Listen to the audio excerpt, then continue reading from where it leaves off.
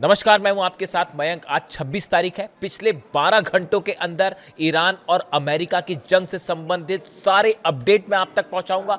मैं आपको बताऊंगा कैसे तेहरान हो, इस्लामाबाद हो, चाहे हॉर्मुज हो, हर जगह ईरान अमेरिका पर भारी पड़ता दिखाई दे रहा है और डोनाल्ड ट्रंप हो गए चारों खाने चित।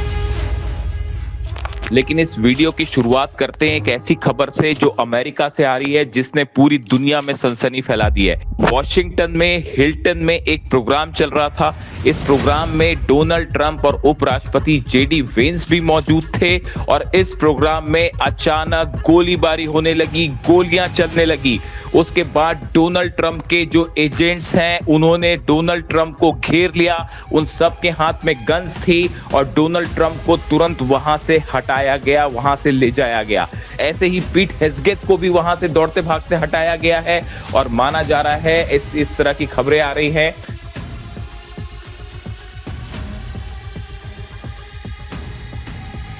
लेकिन जिस तरह से वहां पर फायरिंग की आवाजें आई, देखिए ये मौका था व्हाइट हाउस करस्पॉन्डेंट्स एसोसिएशन के लिए। जितने भी सदस्य हैं इनके लिए एक डिनर का आयोजन किया गया था डोनाल्ड ट्रंप की तरफ से, व्हाइट हाउस की तरफ से। और जिस जगह पर ये प्रोग्राम होना था वहां डोनाल्ड ट्रंप मौजूद थे, सामने पीट हेग्सेथ मौजूद थे, कई और जो अधिकारी हैं व्हाइट हाउस के वो मौजूद थे। लेकिन तभी अचानक गोलियां चलने लगती हैं और किसी को कुछ समझ नहीं आता कि ये क्या हुआ। और उसके बाद जो सिक्योरिटी एजेंट्स हैं डोनाल्ड ट्रंप के, वो फौरन आते हैं और डोनाल्ड ट्रंप को घेर लेते हैं चारों तरफ से। और उसके बाद ट्रंप को फौरन वहां से हटा के ले जाया गया।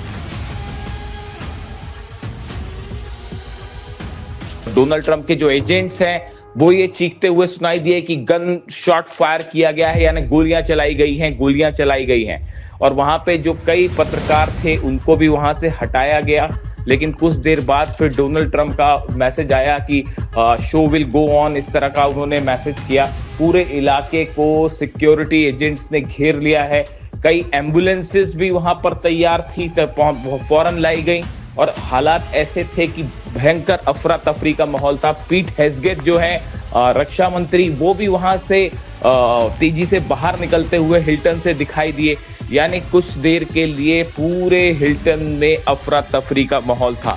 अब सवाल ये है अभी कि ये फायरिंग डोनाल्ड ट्रंप को निशाना बनाने के लिए थी। क्या ये हमला डोनाल्ड ट्रंप पर हुआ है?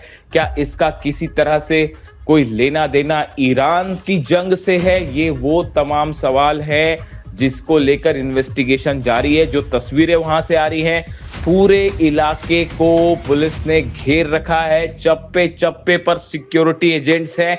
आसपास के पूरे इलाके की जो है उसका तलाशी अभियान जारी है कि क्या और भी हमलावर मौजूद हो सकते हैं। देखिए जिस तरह से डोनाल्ड ट्रंप खुद इस प्रोग्राम में मौजूद थे और वहां जो सब कुछ हुआ वो बिल्कुल फिल्मी अंदाज में हुआ। ऐसा लग रहा था जैसे कोई हॉलीवुड की मूवी चल रही है। अब कई तरह के स्पेकुलेशंस हैं, कई तरह के इसमें चीजें सामने निकल के आ रही हैं। देखिए एक तो वहां पत्रकार पूरे मौजूद थे, व्हाइट हाउस करस्पॉन्डेंट एसोसिएशन का प्रोग्राम था, यानी जितने बड़े पत्रकार हैं वो सब मौजूद थे। उनके सामने स्टेज पर डोनाल्ड ट्रंप बैठे हुए हैं, गोलियों की आवाज आती है और उनको वहां से ले जाया जाता है। इसी बीच जिस तरह से इस्लामाबाद से ईरान के विदेश मंत्री अब्बास अराक्ची साहब बिना किसी बातचीत के अमेरिका के डेलीगेशन के आने का उन्होंने इंतजार भी नहीं किया और वो इस्लामाबाद से जिस तरह से वापस चले गए, इसे ट्रंप एडमिनिस्ट्रेशन के लिए एक बड़ा झटका माना गया। ये माना जा रहा है कि ईरान ने अपनी शर्तें सामने रख दी हैं, अपनी 10 शर्तें सामने रख दी हैं और साफ कह दिया है कि जब तक इन शर्तों को पूरा नहीं किया जाएगा तब तक अमेरिका से किसी तरह की कोई बातचीत नहीं होगी।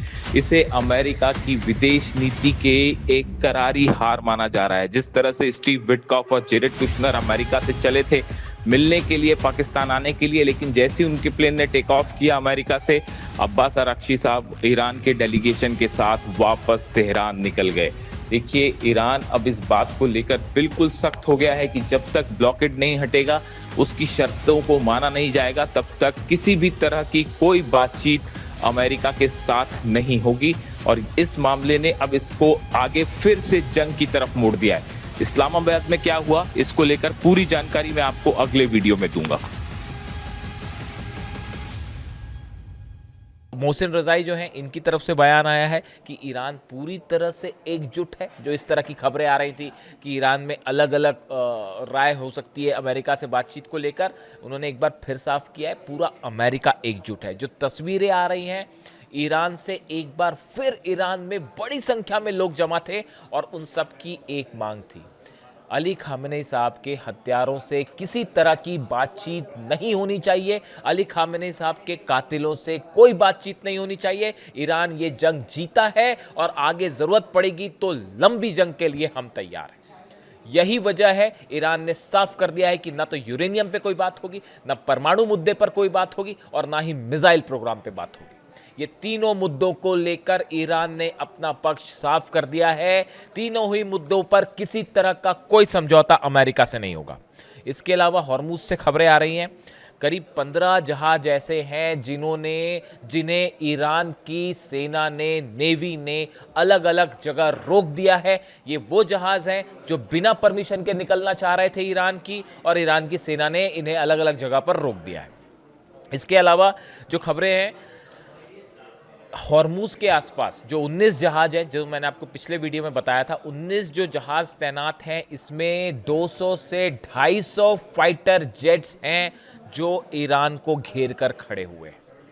देखिए 250 फाइटर जेट्स का यहाँ पर होना, लगातार टॉम हॉक मिसाइल्स का पहुंचना, लगातार रडार्स का यहाँ पर डिप्लॉय किया जाना, पेट्रियट और थार्ड का डिप्लॉय किया जाना, George W Bush aircraft carrier आना जो कि ईरान की मिसाइलों से बचाव करने के लिए लाया गया है। ये सारे इंडिकेशन इस बात के हैं कि अमेरिका एक बड़ा हमला कर सकता है जल्दी। रूस की तरफ से ये बात कही गई है। देखिए रूस की तरफ से कई बयान आए हैं। रूस की तरफ से देखिए ये कहा गया, जो लावरोव है विदेश मंत्री रूस के, उनकी तरफ से बयान आया है कि अमेरिका ने जिस तरह से ईरान को लेकर नीति अपना रखी है या वेनेजुएला को लेकर, उससे लगता है कि कोई इंटरनेशनल लॉ, अंतर्राष्ट्रीय कानून नाम की कोई चीज़ बची ही नहीं है।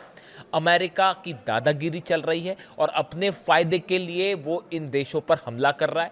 लावरोव का ये भी कहना है कि डोनाल्ड ट्रंप खुद कह चुके हैं कि उनकी रुचि सिर्फ ऑयल में है, यानी ऑयल के लिए ईरान पर हमला हुआ, ऑयल के लिए वेनेजुएला पर हमला हुआ। ना ईरान के पास से कोई न्यूक्लियर बम मिला और ना ही इसी तरह का कोई वेपन ऑफ मास डिस्ट्रक्शन, ऐसा कुछ नहीं था। सिर्फ और सिर्फ ऑयल के लिए हमले हुए, ये कहना है रूस का।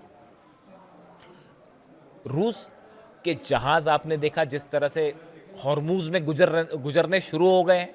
जो कारोबार है रूस का वो वहाँ जारी है और ईरान की तरफ से कह दिया गया है कि जिसकी हिम्मत है वो रोक के दिखाए जहाज़ों। यानी हॉर्मुज के मुद्दे पर अब पुतिन और ट्रंप भी आमने सामने हैं, जिनपिंग और ट्रंप भी आमने सामने हैं। मैं आपको कल पिछले वीडियो में बता चुका हूं किस तरह से चीन का बड़ा व्यापार जो है वो अफेक्ट हो रहा है हॉर्मुज के कारण। जहाज निकल रहे हैं लेकिन कम निकल रहे हैं जितने पहले निकल रहे थे उनके मुकाबले। यानी चीन भी आमने सामने है और चीन भी अमेरिका के आमने सामने हो रखा है और पुतिन भी हो रखे। देखिए इसी बीच ईरान की तरफ से बात साफ कर दी गई है कि ब्लॉकेड जब तक अमेरिका नहीं हटाएगा कोई बात नहीं होगी, परमाणु मुद्दे पर कोई बात नहीं होगी, यूरेनियम पर बात नहीं होगी और मिसाइल पर कोई बात नहीं होगी। यानी अब ईरान की सरकार, ईरान की जनता अपने टर्म्स पर आगे बढ़ने को तैयार है, जो वहाँ की जनता ने कहा। देखिए मैं आपको पहले बता चुका हूँ कि वहाँ ईरान में फैसला हो चुका है कि जो जनता चाहेगी वैसा ही होगा और जनता का अब ये फैसला है कि अब जो बातचीत होगी, नहीं होगी, क्या होगा, वो सब ईरान की मर्जी के मुताबिक होगा। अब ये दबाव डालना, चाहे जो करना है कर लीजिए, ईरान अब रत्ती भर भी झुकने को तैयार नहीं है। तो अब हालात ऐसे हैं कि मामला एक बार फिर फंस चुका है और हर कोई जान रहा है कि यहाँ से आगे का जो रास्ता है वो सिर्फ और सिर्फ जंग की तरफ जा रहा है। इसके अलावा और कोई रास्ता दिखाई नहीं दे रहा है। देखिए हॉर्मुज के हालात ये हैं, हॉर्मुज में जो हालात हैं ये ज़्यादा दिन तक नहीं बने नहीं रह सकते। उसकी वजह ये है पूरे दुनिया का ऑयल बिजनेस अफेक्ट हो रहा है, पूरे अरब का ऑयल अफेक्ट हो रहा है, चाइना का, रशिया का, यहाँ तक कि जितने साउथ एशिया के देश हैं जहाँ ऑयल सप्लाई हो रही थी वो सब रुक चुकी है। ऐसे हालात में यहाँ पे जो माइंस हटाने की बात हो रही है कि जहाज़ जापान से आ रहे हैं और वो माइंस हटाएंगे, उसमें कम से कम 6 से 7 महीने का वक्त लगेगा। जो माइंस हैं उनकी कीमत बेहद कम है और जो हटाने की प्रक्रिया है वो बहुत महंगी है, बहुत कॉस्टली और बहुत लंबा भी चलेगी। इस सूरत में हकीकत ये है कि ईरान ने अमेरिका का की दुखती रग पकड़ रखी है। डोनाल्ड ट्रंप को ना ये समझ में आ रहा है, देखिए बातचीत करने के लिए अब ईरान तैयार नहीं है। वहाँ पे आप डिप्लोमेसी की टेबल पर हार गए और जंग की स्थिति ये है कि अगर हमला करते हैं तो उसका नतीजा एक भयंकर विनाश के रूप में देखने को मिल सकता है पूरे अरब में, और बड़ी संख्या में कैजुअलिटी होगी अमेरिका की सेना की। इससे जुड़ा जो भी अपडेट होगा वो आप तक पहुँचाऊँगा।